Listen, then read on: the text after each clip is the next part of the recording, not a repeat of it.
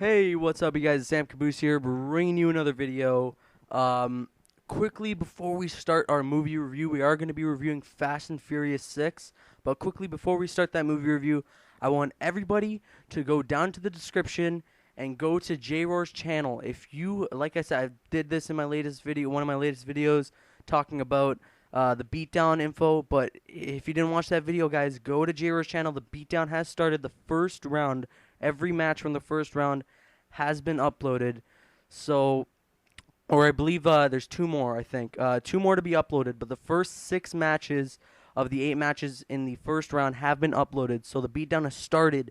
So yeah, go to J-Roar's channel, check them out, and subscribe if you haven't already. But moving on, we're here to talk about my review for the Fast and the Furious 6. Now, I know a lot of people have been asking me to do my review for Star Trek Into Darkness, and I will do that very soon. It'll actually be one of them. It's going to be a different video because I find that that's one of the best movies of this year so far. So yeah, that review will come very soon. So look forward to that. But right now, let's talk about Fast and the Furious 6.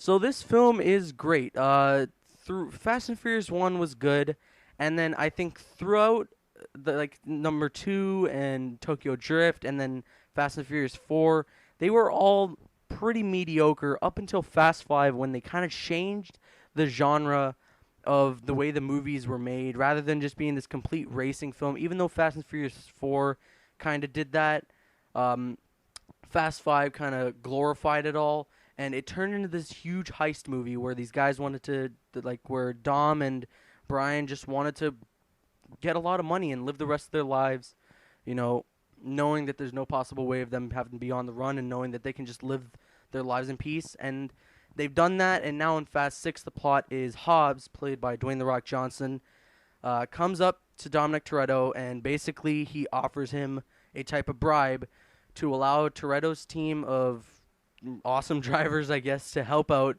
The Rock trying to catch this fugitive named Ethan Shaw, I believe. And basically, the Ethan Shaw guy is just causing terror, and it's like a complete. It's a plot that sets up action, you know? Like, it's just one of those plots, I guess. And it's perfect because it's exactly what Fast 5 was, and almost just a little bit better.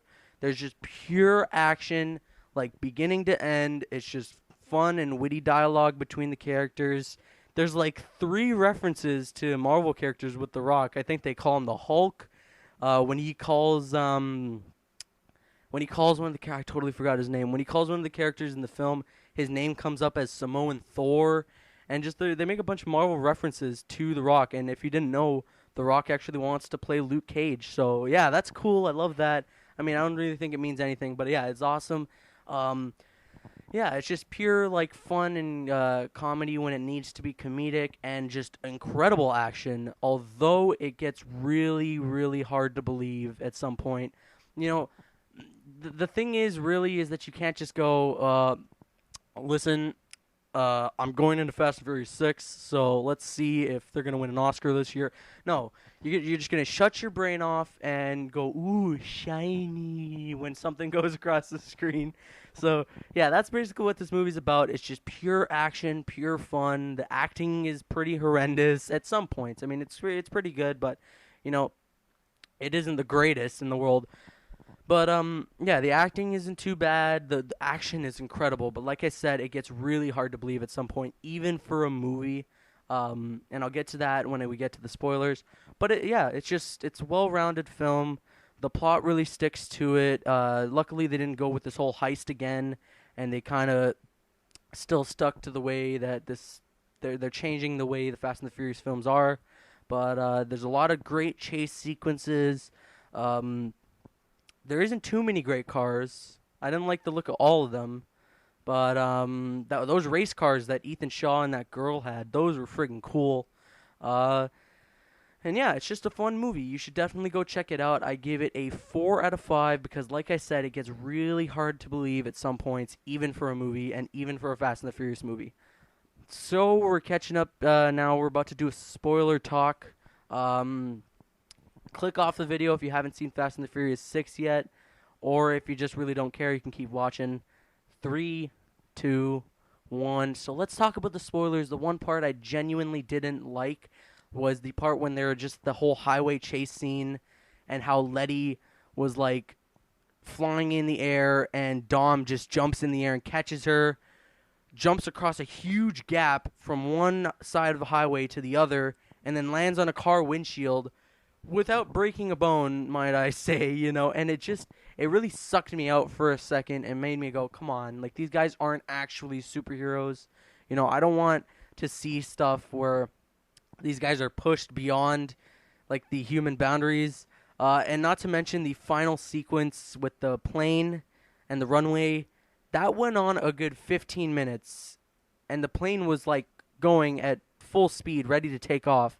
How long is that runway? That's what I'm wondering. So there's a few plot holes, but just set those aside. Like I said, guys, just gotta shut your brain off when you watch this movie.